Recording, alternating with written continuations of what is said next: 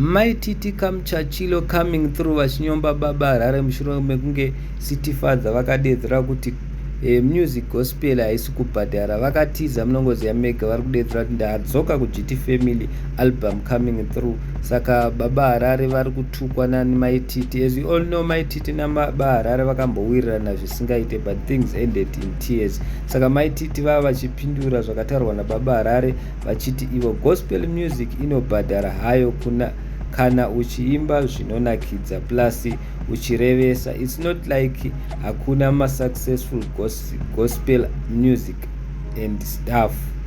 Vaenderera mberi Maititi vakati pane anoziva kuna baba Harare here ava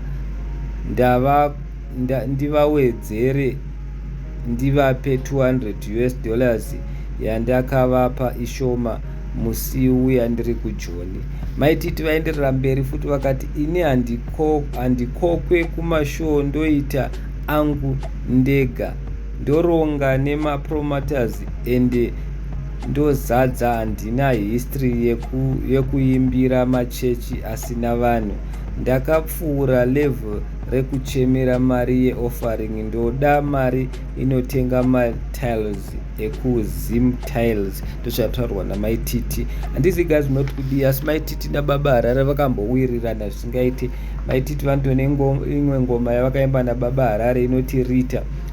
Nyaya iripo ndeyekuti Maititi nababa Harare things ended in tears, especially pakuti vaiwirirana, asi baba Harare vakazoita yainonzi switch sides, vakazoita kunge vakuwirirana naMadam Boss. As you all know futi Maititi naMadam Boss vakamboita best friends. Saka Maititi this time vadzoka vari kudedzera kuti handisi kudzora tsvimbo nekuti gudo rabata kumeso. Iwe baba Harare ngoma dzako dzanga uchiimba dzechechi dzisinganakidzi period, kwete kutiudza kuti chechi ngoma dzechechi hadzibhadhare this and that. Unoziva vakachema baba Harare kuzhamba vakadedzera kuti mamwe mashows kwavaienda vaitonyara kuti vanokumbira sei mari, vakati ndipe yefuwele, vairamba.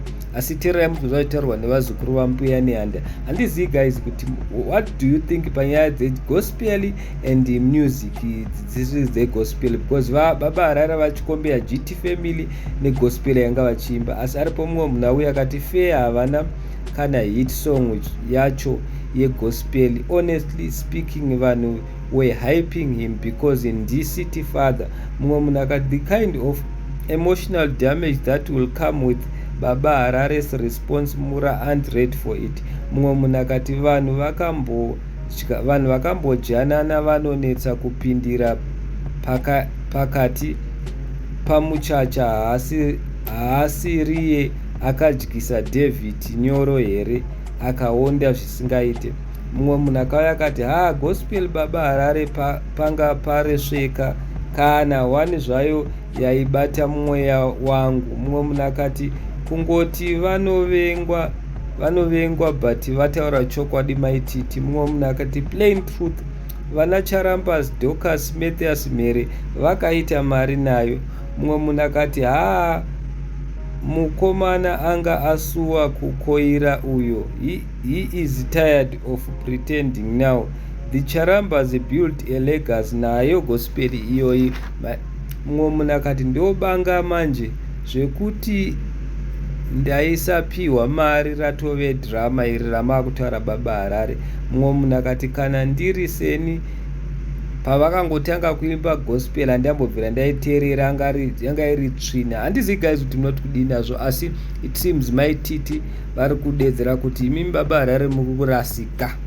Pamukanyatsoongorora the funny part, it seems Maititi vari kudedzera kuti kana uine nharo baba Harare ndipindure uone kuti ndokupedzera sei. It seems Maititi vane ma11 ababa Harare akawandisa avari kumuvhundutsira navo City Father vachidedzera kuti ndipindure kana uchifunga kuti wakangwara. Vadedzera kuti ndine zvinhu zvakawanda zvokuti ndikazvikanda pasocial media career yako inopera. Handisi guys munoti kudii nazvo. Thank you so much. Mhanyai munotarisa kumasocial media.